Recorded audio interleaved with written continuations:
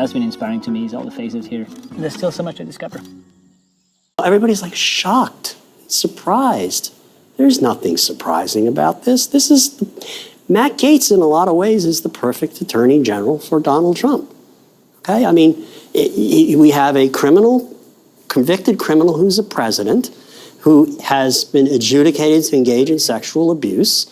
So why not select a guy who has been loyal to him and who wants to seek revenge in the same way Donald Trump does, and who was accused of sex trafficking. He's the perfect choice. So I don't know why everybody's surprised. And the interesting thing about it is that it sort of dispenses any pretense of respect for the institution, right? And there's any number of picks that the former and I guess soon-to-be president could have put in place that would have at least respected, number one, the people who work there, and number two, the very enterprise of prosecuting people. He doesn't care about that. Well, that's my point, George. That's been a lot of our points. But we're all in agreement here. Let's be clear. But it's just fascinating because I feel like I worked for 4 different attorneys general, 2 Democrats, 2 Republicans, vastly different people, John Ashcroft to Loretta Lynch, nothing in common whatsoever. They all respected the work of the institution, even in their policy differences. And what you have here is somebody who literally has contempt, not just for the body of the Justice Department, but the people who work there. Ellie, can I just also say before you make your point, I read that if he is confirmed, he would be the first attorney general in 4 decades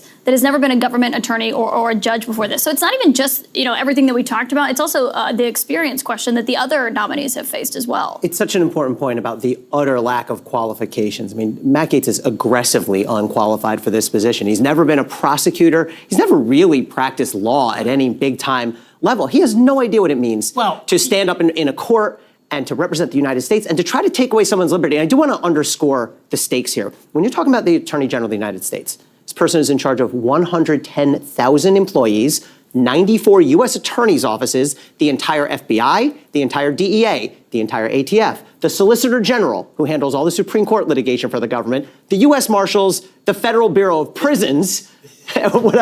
This is a man who he certainly couldn't be hired as an assistant United States attorney in any major district. He probably couldn't be hired as a paralegal. He probably wouldn't even pass a background check.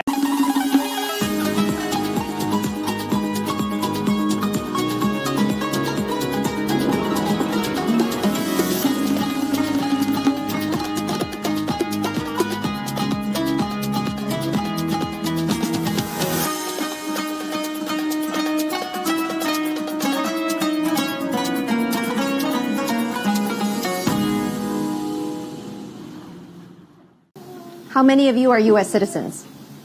How many of you support Donald Trump? You're undocumented and you support Donald Trump. I support Donald Trump for the economy. 2 Hispanic families with mixed legal status in Houston with 2 different takes on President-elect Donald Trump's return to the White House. This is the Espinosa's first gathering since Trump's win. How many of you fear that deportation could impact your family? Cesar Espinosa, a husband and father, was a DACA recipient until this summer when he got a green card. His sister and brother-in-law are DACA recipients. His sister-in-law is a green card holder, and the rest of his family here are U.S. citizens. Some who are not present are undocumented. You're a green card holder. Your wife is a U.S. citizen. Why are you afraid of deportation? I just became a green card holder after 33 years of being in this country. I don't think people understand the fear. It's a constant shadow hanging over our heads. What was your reaction to Donald Trump winning? I cried a lot. It was emotional. Have my family, like, if they're gonna be here or they're not gonna be here, and how do you tell all of our kids? Like, my nephews, they're also our kids. To tell people that this doesn't live in kids and children's mind and teenagers and young adults' life is a lie. Gelasio Velasquez is an undocumented mechanic who has worked in Houston for 25 years. Oh. He plays in this park with his 2 U.S. citizen children, ages 5 and 9, and stands by Donald Trump. So you support Donald Trump because of the